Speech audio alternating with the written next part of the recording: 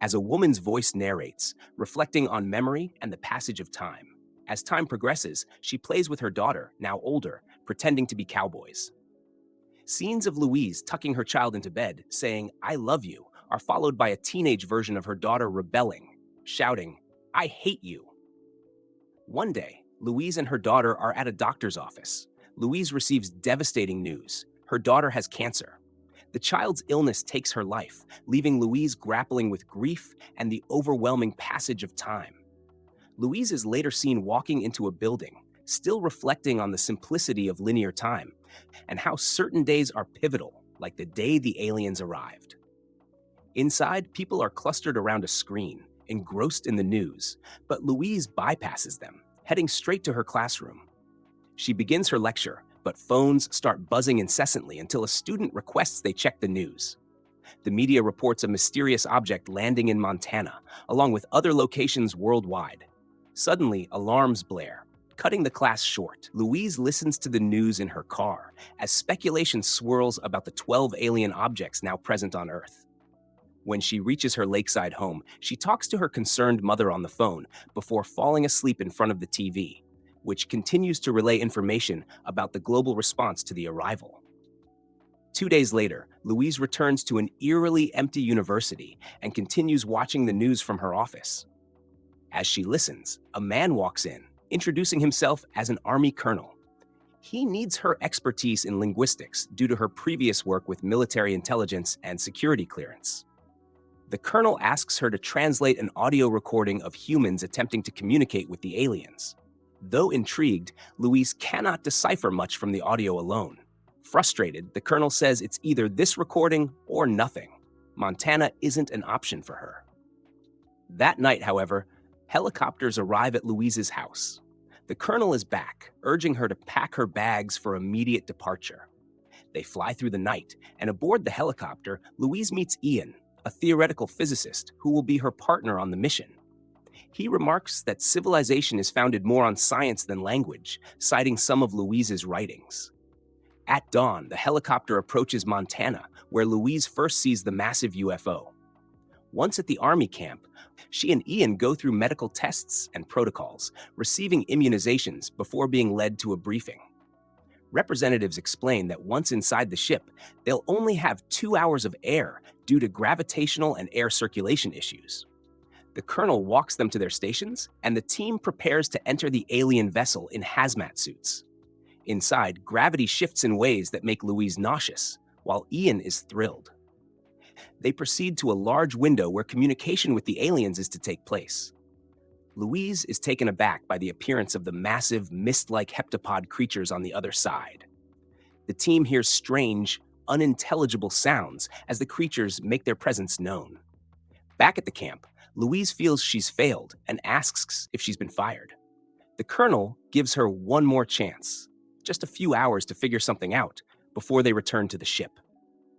The world outside the camp continues to react, with panic rising. At the base, soldiers watch the escalating chaos on the news.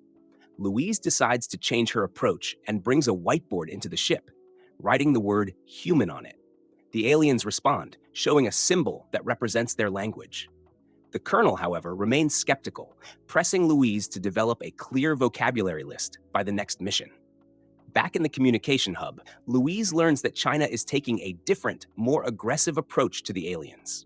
The colonel is unimpressed with the vocabulary list Louise provides, but agrees to let her continue. During the next session, Louise takes off her hazmat suit, explaining that the aliens need to see her. Though her team panics, the aliens respond, mimicking her name and sharing their symbols. Ian follows her lead, introducing himself as well.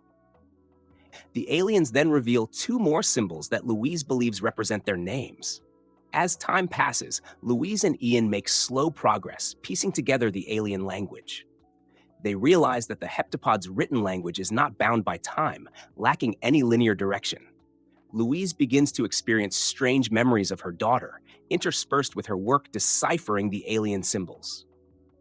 Over the next few months, Louise learns that the alien ships emit no detectable waste or sound, and there's no clear communication between the vessels. Global tensions worsen as conspiracy theories and violent protests spread. Some soldiers, including Captain Marks, begin to believe in extreme theories about the aliens' intentions.